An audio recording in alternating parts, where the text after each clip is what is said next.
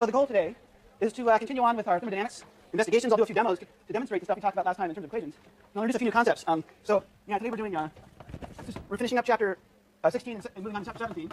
For Wednesday, we'll be on to chapter 18 and maybe even and further on. We're covering a lot of chapters. These chapters are very short at the end of the textbook, but they're all about thermodynamics, so the topics are pretty related as we go.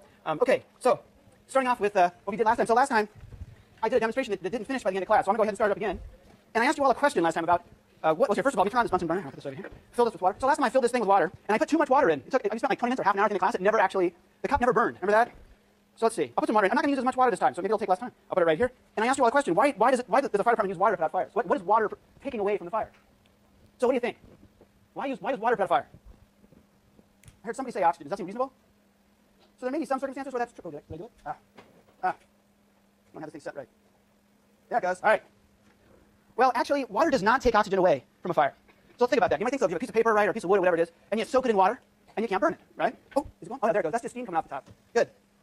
And there's a little bit of smoke, because there is a little bit of fire going on, because this is a Dixie cup. It actually has a little lip of paper on the bottom. So that'll burn. But once that burns off, the paper that's holding the water doesn't burn. And this is wax-coated paper, so it's not that the paper is saturated with water, right? It's not that, so in other words, there's plenty of oxygen over here with the flame. That's why there's a blue flame over here, right? There's plenty of oxygen. That blue flame is telling you that I think it's acetylene in here. No, maybe it's not. I forget what kind of gas they use, but there's some gas that oxidizes readily once it gets hot enough, and it's burning away. It's oxidizing, right? The paper. So how hot do you have to get paper to get it to burn? How many here are like English majors? So what's the temperature? It's Fahrenheit. 451. That's right. So what does that mean? What's that book about?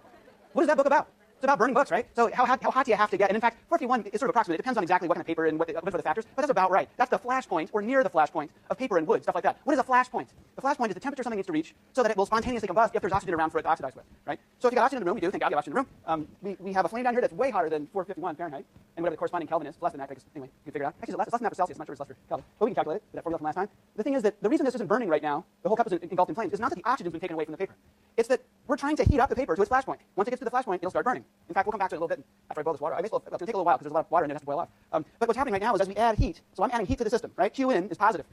Heat's coming on in. But the heat is being distributed throughout everything inside the system. It's going to the water, not just to the paper. And it takes a lot of heat. We worked out last time, if you know what the what's it called, the specific heat of the water here, or what do I call it? It's not latent heat. Let's see. It's specific heat where it's not changing its temperature, right? Or the heat capacity. If we're talking about not just for the property of water, but for the amount of water present, we have a certain amount of heat capacity. There's a certain amount of heat I have to add to change it 1 degree Kelvin, right? So what happens? As we add heat to this, let's draw a picture. I'm adding heat. I got water inside of a beaker, right? Oh, not a beaker, a paper cup, in fact. Let's say this is Q in, Q added since time 0. All right? And we've got over here the temperature of the water as heat is being added, right? So what does that look like? Well, the temperature starts off, actually it doesn't start off at 0. It starts off somewhere else. Room temperature, whatever that is. Let's assume I started this with ice in here. So let's say we started with ice. And even if we did start at temperature equals 0, that'd be a long class. Let's say we did that. So start off, with ice sitting at absolute 0. Actually, it's a little bit overstated. It wouldn't be that long. It doesn't take that long to heat stuff up from absolute 0. Anyway, start out down here, and time's moving along, and we're adding more and more heat. But what do you get? Well, as you add more and more heat, what goes on here is a little bit confusing, but at some point you get this pretty linear relationship until you reach 273. And this is temperature in Kelvin. This is where water freezes, or if you like, it's where it melts. Depends on which side you approach it at, right? You go from ice to water, water to ice. In this case, from ice to water, and then it sits at the same temperature for a while more heat is added. So, and you guys all know this, right? Who has not used latent heat in your chemistry class or whatever? Does not use the latent heat. You've all used latent heat. So we have specific heat and heat capacity for talking about how much energy, how much heat it takes to change it by 1 degree, and then we've got latent heat to talk about how much it takes to change 1 gram or 1 joule, 1 kilogram or whatever it is, some unit of mass, one amount of one phase of the water, say ice, into the same amount of liquid water. And so that takes a finite amount of energy. This is the first order phase transition. You go from here, you go from here to here, and then it starts to heat up again. Now you've got water in here. So this is where we actually started our experiment. I started off room temperature up here, like 300 Kelvin, right? And we're moving up this track right here, and then it hits a higher value, which is going to be what? So in Kelvin, what's the temperature that the water is going to begin to boil at? Well, sorry? Yeah, 373, right? You know that because at 100 degrees Celsius when water boils, you add 273 to that to get the Kelvin scale, because the size of the degrees are the same for Celsius and for Kelvin, so it must be 373. And I'm leaving off, this is like a 2.7 or something, whatever. I'm leaving off the fractional part. So it's about 373. And then you'll have to have latent heat. Now it's latent heat of vaporization, right? And then at some point it'll start to heat up again. Well, it's only when it starts to heat up again, right? When the temperature can go above this value that you can hope to get up to, what was it? 451 Fahrenheit, which we can figure out in this curve, but it's above this value, it's above this, right? So as long as you've got liquid water sitting in this cup, you're not going to burn the cup, provided that the paper in the cup can exchange heat back and forth with the water inside the cup. As long as that's the case, then it's going to be the case that that the paper won't burn. It can't burn until its temperature gets above its flash point, which is on the order of 451 Fahrenheit. So that's what's going on. That's why it hasn't gone yet. There's still some water, although I boiled some of it off, I can see. And in fact, the sides of the cup are burning a little bit. That's why there's smoke now, a little bit of smoke. Because paper's a pretty good insulator, a thermal insulator. So it's tough for heat to be exchanged. It doesn't conduct very well, in other words, from one part of the cup to another. So as the flames reach up around and heat up the side of the cup, the parts that are being heated up, if they're not right against the water, if they're not in direct contact with the water, it takes a while for that heat to move its way down the paper and communicate with cooler water, right? So in fact, there is some burning going on, but it's remarkable. The whole cup's not burning. It might in a little bit, but don't worry. I've got my fire extinguisher, and I'll take care of that, so nobody will be harmed when it comes down to that part of the demo, which will probably be another few minutes. So let's let this go on, and while that's happening, let's think about how to relate stuff from earlier in the class to what we're doing now, as far as, should I do that? Might I have enough time? Maybe I'll do a couple of demos that relate to, just to give us a little flexibility. All right, so one demo to do is thermal expansion. So we talked about a couple different expressions right now. We've got latent heat, and I mean, which is using an L, right? We have heat opacity, which is a C, either a capital C or a lowercase c, depending on if it's the bulk property of some material or whether it's well, whether or not it's the property of a particular sample of the material or whether it's the property of the material in general, right? Lowercase c for in general, then you need to multiply by the mass. And I just talked about thermal conductivity. Did that last time, thermal conductivity? Well, here's a demo that involves some ideas from those things, plus what's going on over here. So you got more flames, a lot of fun today, I get to burn stuff. So let's turn this on. What do I have here? I have paper again. Paper takes a beating in this class. We got some paper wrapped around a bar, and the bar's got copper on part of it, and it's got wood on another part of it. And if this works, we'll see that there's a difference in how quickly the well, actually, this is going to be a pretty wimpy flame. Maybe I should use the blue flame from over there. I hope you can see it anyway. If I put the flame right over the paper, and normally this would burn right up, right? I wouldn't do this. Yeah, this thing takes forever, so I'll let it keep going. You're right. But if I go right here, it's singeing the paper a little bit, but not very much. And this is over the metal, right? If I go over the wood, what happens? Well, it's also taking its time.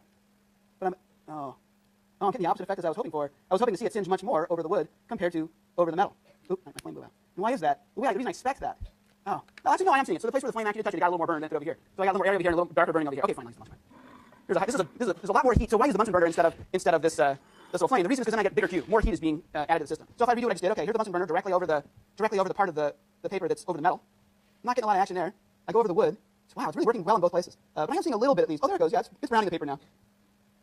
Okay, so now it's working the way I expect it to, where I'm seeing a lot more browning over the part of the paper that's over the wood.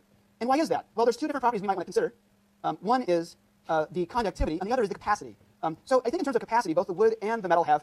I don't think that's the main issue. I think capacity is similar. I think the metal might have a little more heat capacity. In other words, it might take more heat to be added to raise the temperature of the piece of metal than the wood. That's possible, but it's not a huge effect. It's like a factor of 2 maybe or something like that. The bigger effect is the conductivity. So wood is a really good insulator. And what that means is that the part of the wood that's near the surface that's being hit by the flame, it takes a long time for that heat to get communicated to other parts of the wood, for that heat to get away, right? So that means that when I put the flame over the wood, it heats up the other part of the wood a lot without affecting the deeper part of the wood. Whereas when I put it over the metal is a really good heat conductor. So the heat gets wicked away really quickly, and the temperature near the surface of the metal doesn't get that hot. And that's why the paper doesn't get singed as much over the metal. It gets more singed over the wood because here the heat can't escape. Even though there's an object there touching the paper that can take away some of that heat, it's really bad at it. I'm making a little more smoke over here. Maybe time to let's see how's it doing. Still a little more. Wait, no, it takes forever to boil it. Anyway, so good. So what's happening right now? We're still in this part of the curve. The water still hasn't boiled off, but in a couple minutes, I think the water will finally boil off, and then that paper will be allowed to heat up as much as it wants. And with that much heat being added, it won't take long, and it'll burn off. Okay, good. So that explains what's going on here. This idea that if you have better thermal conductivity, you can whip away the heat to other parts of the same material. It's more effective at keeping something the same temperature it started at. So in other words, if I put my finger on the back side of the wood, I don't feel any heat from hitting the side up. It hasn't communicated across. Whereas if I go back here, the metal feels warm. I can feel that the metal warmed up back here, even though I was heating it on this side, because the metal very quickly distributes that everywhere. So like this isn't an issue in California unless you're skiing or something, but in Chicago, it's really, you tell kids, don't go and lick, there's some metal pole next to which is a bad idea for a lot of reasons, but there's some metal pole, whatever, for the sign next to the bus stop and you're bored of tears. Don't let your tongue touch that piece of metal. Why is that? Because it will instantly freeze to that piece of metal, right? You know this. And why is that? Why doesn't it freeze in the air? Well, air is a pretty good insulator. Doesn't have a lot of heat capacity either, right? So there's just, even though the temperature of the air is the same as the temperature of the piece of metal, that piece of metal will very quickly whip away the heat from your tongue and freeze the water on the surface, and then you got a problem, right? You're stuck there and can't go on the bus. So it's bad. Miss a day of school. It's not good. So anyway, that's the thing about this. Now let's talk really quickly. I just started already. Really quickly about thermal expansion. So we're going to deal with thermal expansion mostly in this class in the context of gases, but we can also do it with metals. Looks like we finally boiled the water off. Oh, what a slow burn this has been. Oh my gosh! All right, don't panic. All right. Don't worry, I got it. Let's see if I can get this thing to work. See, I think the pin's out already. Let's see. Wow, it worked great. But did you notice, what is that white stuff right there? What is that? It's like ice. It's dry ice. It's dry ice that came out of there. I love that. I love using that thing. I have 5 of these around my lab. I just shoot them off. So that's right. It's still there. And it's really cold. I looked at the temperature before last class. I forgot. I think it's minus 70 Celsius. I think is that right? Sorry. Minus 80. I was close. Cold. Really cold. It wasn't cold. If I touched this before I used the fire extinguisher, it doesn't feel cold. You saw it was sitting out here last night. I didn't use it. They put it in the back. Nobody used it. It's at room temperature. It's in equilibrium with the rest of the room. But when I turn this thing on, the stuff that comes out, you see a lot of water vapor condensing into. Actually, you don't see water vapor. You see the condensed water droplets, the liquid water in the air. That's what clouds are. Clouds aren't vapor, right? That's condensed water in little droplets. You can see it. The wavelength of visible light is small compared to those water droplets, so they scatter them and it makes them white instead of blue, like a Rayleigh scattering you get from the sky. But also we got this hard stuff, and that was partly water rise from the air, but mainly it was CO2. This is a CO2 extinguisher, right? So there's all different kinds of extinguishers, and some are better for some things, some are better for others. The primary way that these kind of extinguishers put the flame out on the Bunsen burner because it just blew the flame out, right? And I had to turn off the gas. We had to fill the room full of gas. But the way that CO2 extinguishers actually put flames out is by removing oxygen. CO2 is a little heavier than the air. It comes out forcefully, as you saw, and it will just smother the area so that there's no oxygen available and there's no fuel for the flame. So you remove fuel with it. Excuse me, opposite back. You remove oxygen. That's right the first time. You remove oxygen. Whereas with water's not removing oxygen. If the water gets in there, and so the fireman, some fireman is shooting a bunch of water into a fire. When that water goes in there, if it's a big enough object burning, right, there's enough heat being released from the oxidation of the couch or whatever it is that's burning, right? An awful thought. What happens is the water evaporates. It boils before it lands. Doesn't saturate the couch with any water. Doesn't remove oxygen. But if you keep adding water, eventually so much heat has to be added to boil all that water off that you get to the flash point and the couch stops burning. So water removes heat. CO2 removes the oxygen, and that cold stuff. Why was that there? What cooled this off? Well, actually, what happened was the gas is compressed inside this canister. I don't know how much it is. 1 atmosphere, 10 atmosphere. I don't actually know how much they do for one of these things, but I think it's well over an atmosphere, to be honest. But it's got compressed gas inside. When I open that valve, just like when I pull that trigger, what am I doing? I'm releasing a valve that the air, not the air, the CO2 inside can push against, and the CO2 does work in opening it further. There's 2 ways. It's really important. There's 2 ways to exchange energy with some thermodynamic system. 2 broad categories. You can put a Bunsen burner underneath it, something like that, or put it against a cold object. You can exchange heat, in other words, or you can do work on the system, or let it do work on you. the gas inside this cylinder did work against pushing against that spring-loaded valve, and it cooled off. Its temperature went down. Its temperature went down because it lost energy. Because as we're going to calculate now, energy and temperature are temperature really is a measure of the average kinetic energy of the molecules inside of the gas. The energy goes down because it did work against that valve. Because it did work, it cooled off. Its temperature went down, and then you saw it turn into ice. And it's cold ice, colder than the room temperature, right? Much colder. So there's two ways to exchange energy with a thermodynamic system. And part of your task when you're solving physics problems is to figure out, is energy being exchanged? And if so, what kind is it? And then you're going to use the same kind of rules, same kind of rules we use for conservation of energy. We're going to use conservation of energy. Conservation of energy in this part of the class, we call it the first law of thermodynamics, but it's just conservation of energy, right? Yeah, question? Yeah, you don't put water in a grease fire because the water will spread the grease around, and the grease will sit on the surface of the water. So you have grease on your stove, it's burning, and you think fast, you grab a bucket of water and throw it on the stove. Well, if the water that hits that grease will splash all over your kitchen, and some burning grease might accompany every one of those drops of water, so you'll spread the fire around. That's why they don't want to do that. But you want, and actually for kitchens, they have special these chemical type extinguishers that are most effective, and they'll ruin your stove. So make sure there's a real fire. Although yeah, it may as well air on the side of destroying your stove and save your life. But yeah, put the fire out with one of those, and it'll actually. I think the chemical ones often work by they prevent. I'm trying to remember. There are different kinds of chemical extinguishers, but the bottom line is they don't contain something like water that will splash the burning stuff around. And you don't want to use water also for an electrical fire, which often happens in the kitchen, right? Not just because you'll splash the grease around as burning without putting it out, right? Because the grease will sit on top burning, but also because it'll act as water can act as a conductor. It's not as good as a conductor as you might think, but it's good enough that you can get electrocuted or you can spread fires or cause a fire somewhere else. So it's so that's why you don't use water for those kind of fires. But if it's a bunch of wood and a bunch of couches and things like that, or if it's a giant thing that's burning, you've got a huge amount of water. The fire department, they're using water because they can provide so much water that it overcomes the effect of splashing some grease around on the stove. Well, they're dumping so much water that the amount of heat that has to be provided is much more than any amount of grease on the top of your stove can provide. Like, at that point, by the time the fire department is using water, it's because so much stuff is burning in the house that it really comes down to taking the heat out. You just have to dump a huge amount of something that requires a lot of latent, requires a lot of heat in order to raise the temperature and change it from water to steam. Anyway, yeah. Yes, okay, good. All right, yeah, keep asking questions. So good. You demoed those things. Oh yeah, so let's do some kinetic theory. We'll do a little bit of math. Now that I did a couple fun demos, I can stay awake through this now. So we'll do a little bit of math, and then we'll do some more demos. And we're going to learn what you already know. We're going to learn P equals NKT. Although some of you may know what is RT, but that's okay. We'll talk about that. And we'll talk a little bit about energy as it relates to temperature how it relates to kinetic energy of the gas. So here's where it comes from. If you think about a particle in a box, right? So we got some box, and it's airtight, and there's air molecules inside. Well, let's just consider one of those molecules. All right, one molecule is right here. He's going this way. Some initial velocity, we'll call it v. I'll put a vector on top to remind me it's 3 dimensions. So I've got some velocity in this particle. He comes in, and then he bounces off the wall. Elastically, this is an elastic collision. So a really good approximation. The air in this room is bouncing elastically off the walls, if you like, on average, right? Because otherwise, if the walls are really sticky and things are sticky after a while, we'd be, out of breath, whatever, or the oxygen welling up on the wall. So it's a pretty good approximation. Air molecules bounce off, and when they bounce off, I made it bigger when it bounced off. When it bounces off, the angle of incidence equals angle of reflection, as you learn in AP, but I'll tell you now and ruin the suspense. But it also turns out that that along the x direction, say, so if that's our x direction, this wall is then perpendicular to the x-axis. Here, let's define all the axes. We got x, we got y going that way, we got z going that way. So you have 3 axes, right? Well, let's just start with the x direction. In the x direction, that's perpendicular to this wall. So what happens is when this guy comes in and bounces off, we know, right, for an elastic collision, you're bouncing against a wall, it's anchored to the earth, right, blah, blah, blah.